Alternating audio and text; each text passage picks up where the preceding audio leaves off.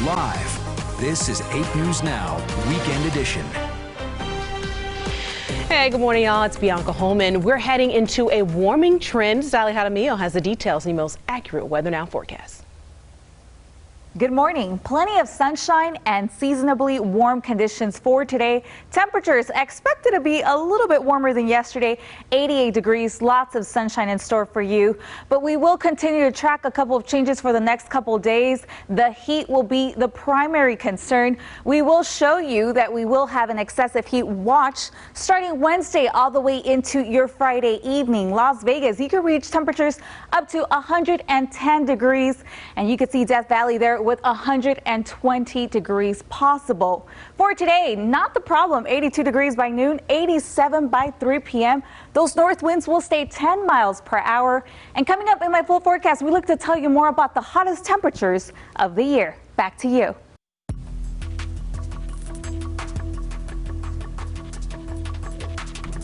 We've got new numbers on the coronavirus cases at home and around the world. Here are the latest coronavirus numbers. There are now 5.3 million cases worldwide. In the U.S., there are now 1.6 million. 97,000 people have died. 361,000 people have recovered. Here in Nevada, there are 7,600 cases. 392 people have died. And more people are heading outside to grab a bite to eat as Nevada slowly reopens from COVID-19 closures. The city of Las Vegas has introduced special outdoor dining spaces downtown to help both customers and local restaurants. Orko Manna explains. We felt it was the appropriate time to get outside. A near perfect night to dine out downtown. From 11 a.m. to 9 p.m. every day, the city of Las Vegas closes these half-block sections in the downtown Arts District and near Fremont Street, placing tables and chairs for people to enjoy a bite to eat. City staff wipe everything down in between seatings to combat the coronavirus, and Las Vegans are making the most of the electric environment. People are being socially distant sort of by themselves, and on top of that with the tables spaced out and the cleaning crew being really attentive to when people get up and leave, and everybody's just being respectful of space. It's the first time since we've been out in a really long time, so it's actually the perfect time. The weather's great. I feel very comfortable and safe tonight. The new outdoor seating space is also a way to help boost business at nearby restaurants as many begin reopening during phase 1. We're doing the half-capacity table seating, no bar seating until phase 2. While indoor seating at ESTHER'S kitchen is limited, the assistant general manager tells me the downtown dining arrangement right outside their doors is encouraging more customers to come by.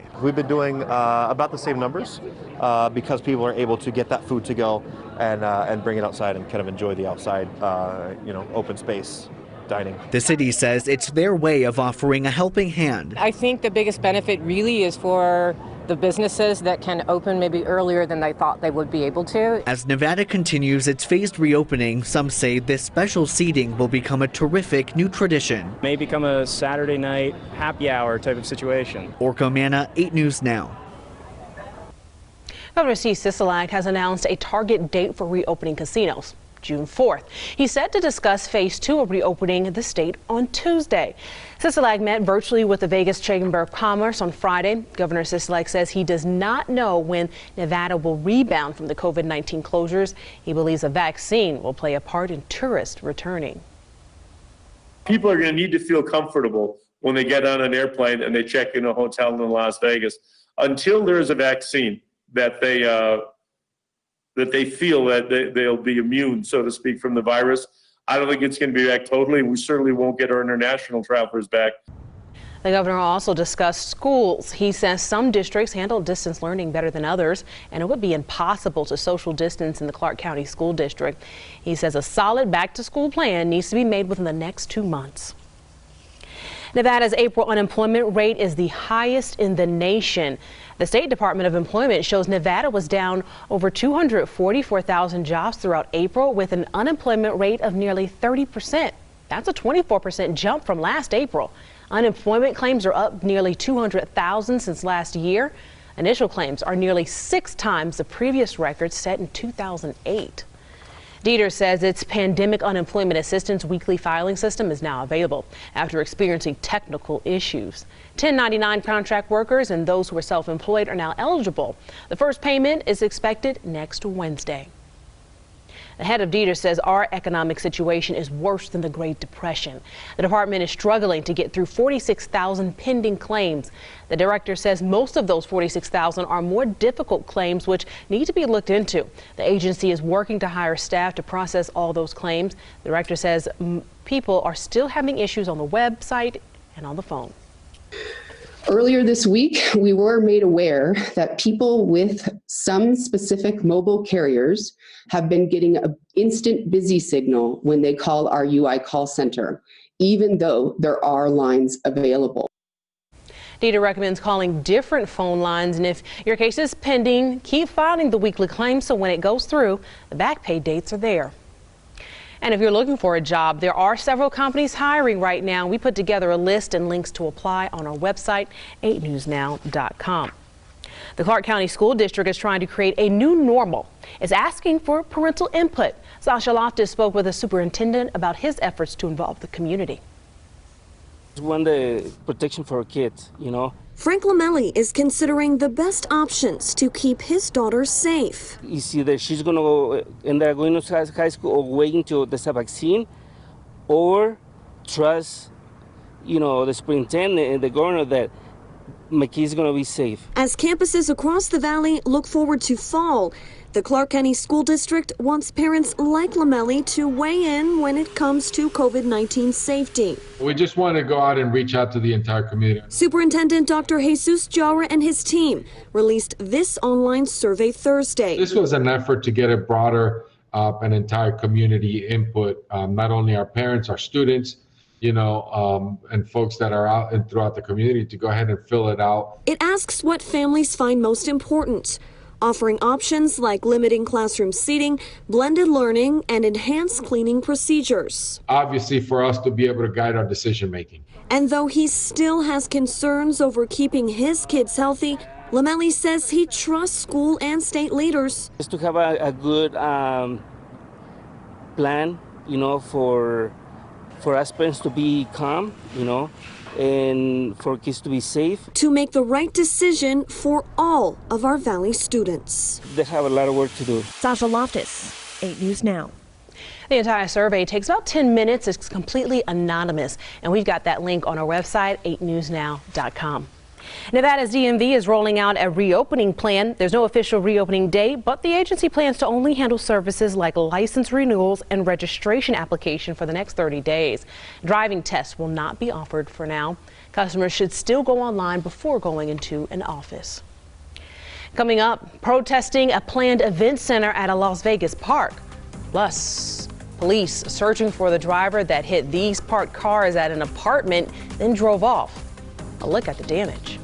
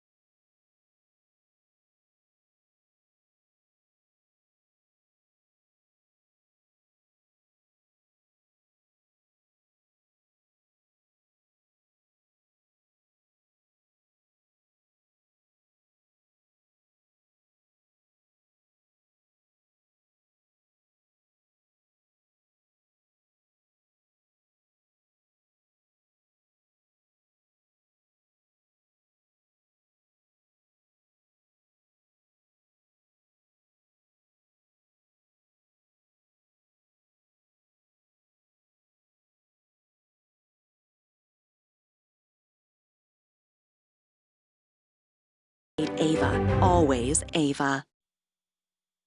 You're watching the Valley's News Leader with Bianca Holman, Sally Jaramillo, and John Treach. This is 8 News Now, Weekend Edition.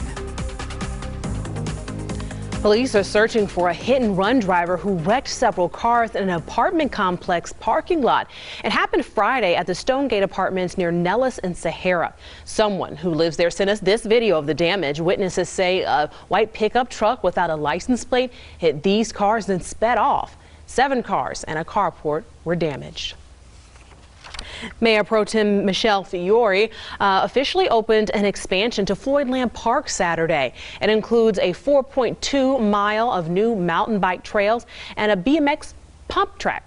The city's Park and Recreation Director says these new amenities have been in the works since 2003, when the city was preparing to take over the land from the state. The project cost $425,000. But not everyone is a fan of the changes coming to the park. Protesters rallied against plans for a new event center. They say the event center does not fall under the definition of passive recreation and would disrupt the rural atmosphere.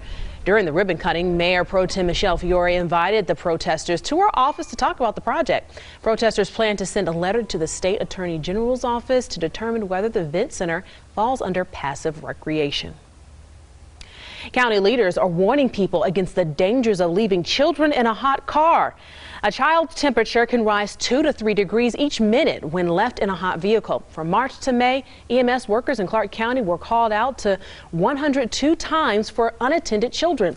It's illegal to leave a child who's under the age of 7 unattended in the car for any reason.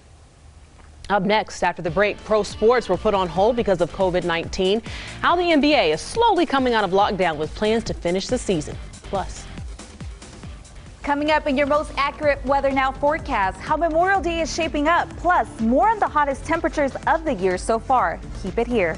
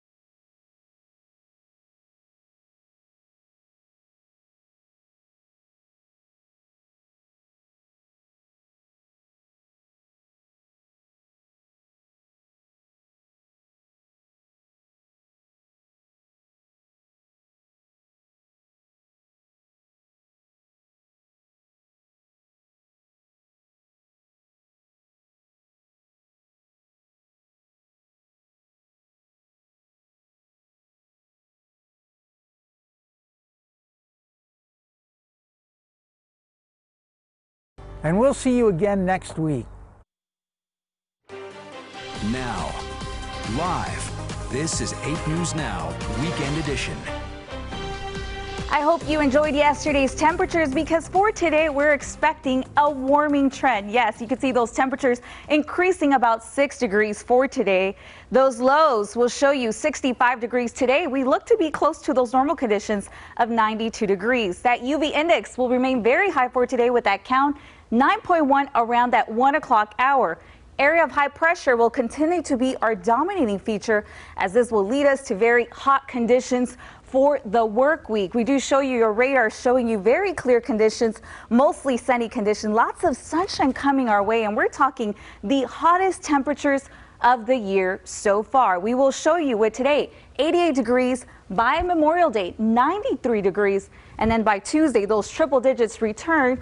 We're expected to reach a possible 110 by midweek, and Death Valley could reach up to 120. That is how hot it's going to be. Now your wind speeds will show you light and variable conditions for today. Those north winds look to be a little bit breezy for the Searchlight Laughlin area this morning. For Memorial Day, we can see more calmer conditions, but the Colorado River could see more gusts peaking up to 20 to 25 miles per hour. The lakes for today, a gorgeous day of highs of 86 degrees, lots of sunshine with north winds staying 5 to 15 miles per hour.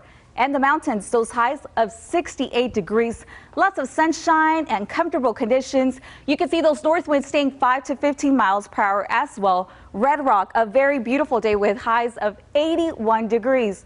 Tonight's lows, we do show you 66 degrees, mostly clear conditions with north winds staying 6 to 10 miles per hour.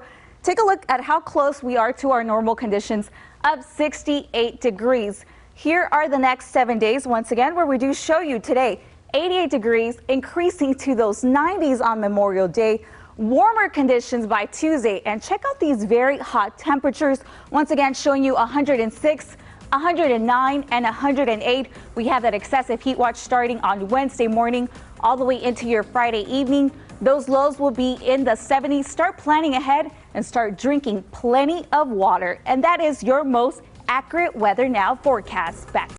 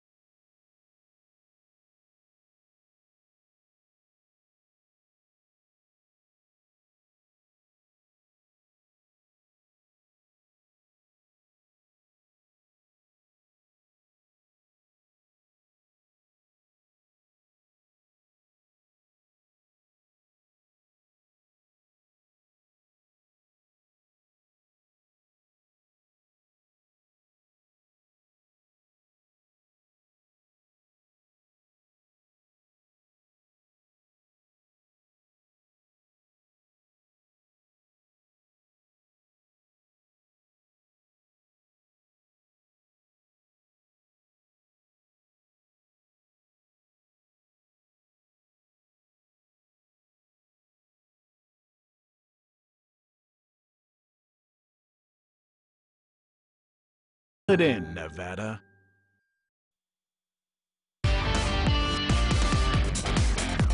It wasn't accompanied by a marching band, fireworks, or confetti, but UNLV secured perhaps its most important recruit of the offseason, a graduate transfer lineman from USC. Clayton Bradley, who changed his name from Clayton Johnson a few years ago, started as a sophomore, then battled back injuries for 2 more seasons in LA. Bradley was a big-time recruit out of Anaheim Servite and is eligible immediately this year. Hall of Fame coach Eddie Sutton passed away at 84 on Saturday. He had been in hospice care. The former Arkansas, Kentucky, Creighton, and Oklahoma State leader is one of 8 coaches to win 800 career games. He found out 2 months ago he would be inducted into the Naismith Hall of Fame alongside Kobe Bryant. Both will be honored posthumously. The NBA continues to make progress in its effort to finish the season. The league announced they are working logistics with the Disney Wide World of Sports complex in Orlando. The goal is to house all of the games and to resume play in late July. Finally, there are athletic pursuits of great strength, speed, and coordination. Not pictured here. This dog quietly thinks this quarantine course is a joke, but for a lightly salted dog biscuit, he's going to take it seriously. And in his post-game presser, he said, quote, "You mean I'm supposed to walk where there aren't cans, grab the only ball, and bring it back to the only people calling me a good boy and holding a treat? Suckers." Oh, and you guys can pick up the cans. Thanks. God bless. Have a great morning. Pretty smart pup. Just ahead, exotic animal trade is a multi-billion-dollar business worldwide. We'll hear from 2 activists who want to stop the illegal practice in our Mystery Wire segment.